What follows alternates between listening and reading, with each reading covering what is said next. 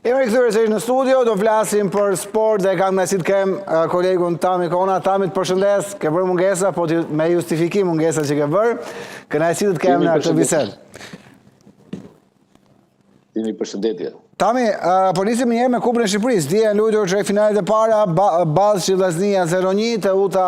Egnatia 1-2, është duke luajtur tashmë derbi Tiranës, Tirana Dinamo pjesa parë 0-0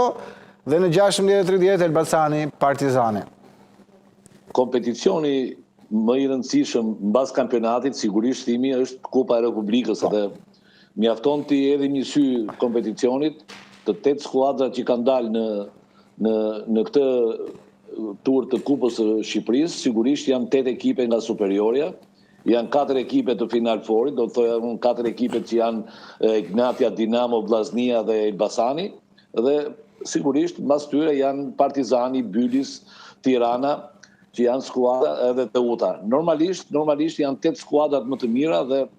po t'i referohem takimeve, do ta filloja është ashtu siç e thatë dhe ju, me anuncimin që bët, 2 takimet e djeshme, Teuta me Egnatian ka përfunduar me rezultatin 1-2, dhe ndërkohë tjetër në një ndeshje të zhvilluar në 13:30 në fushën e Adush Muça të qytetit të Ballçit, sigurisht Vllaznia ka bërë tjetër performancë sportive, është një Vllazni që edhe pse kryeson kampionatin A Biznes Superioren, edhe në kupë ka hedhur një hap të madh drejt kualifikimit, pasi ashtu si Egnatia që fitoi në Niko Dovana të Durrësit me rezultatin 1-2 ka hedhur një hap përpara, ndërkohë dhe Vllaznia është një skuadër që ka hedhur një hap dhe po të shikojmë rezultatet pozitive të Vllaznisë, është një skuadër e cila është e papërmbajtshme dhe duke sigur 2026 ka filluar me kënd të mbar për skuadrën e Martinit që ndoshta kërkon të rikthehet ke një trofe, ndoshta ke një kampionat që i mungon Vllaznisë për shumë vitesh. Por për sa i përket takimeve të sotme, që do thoja unë janë pak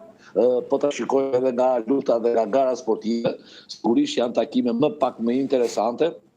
Mjafton të përmend një Tirana Dinamo, e cila pjesa e parë që po zhvillohet në stadiumin Selman Stërmasi ka përfunduar me rezultatin 0-0, një ndeshje ku normalisht Dinamo është një skuadër që e kërkon me autoritetin, do thoja unë me plot gojë, me autoritetin e fitueses së kupës së kompeticionit të fundit të Republikës, ose më mirë është trofeu, mban trofeun e fundit, është fuqi që mban në fuqi Kupën e Shqipërisë. Normalisht është një skuadër që e ka kërkuar më shumë për të shkuar te goli, por tek Tirana tashmë mjafton që të përmendim që Tirana e 2026-s timi është një Tiranë që do të thoja unë hapin e ka si Tiranë e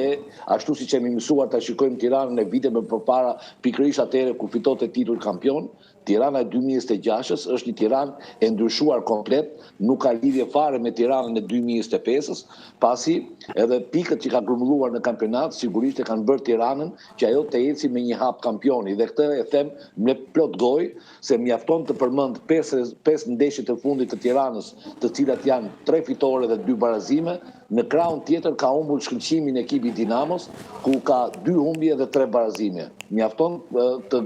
këto rezultate, sigurisht e curia e 5 ndeshjet të fundit, edhe pse është një ndeshje timi, Tirana Dinamo është një ndeshje që gjithmonë ajo afron emocione, unë do të thoja që janë skuadra, dua të përmend diçka, ekipet që janë jashtë finalforit, sigurisht ekipe si Teuta, ekipe si Partizani, ekipe si Bylis, kanë më të rëndësishme, ekipe si Tirana, ajo që do thoja, e kanë shumë më të rëndësishme, sepse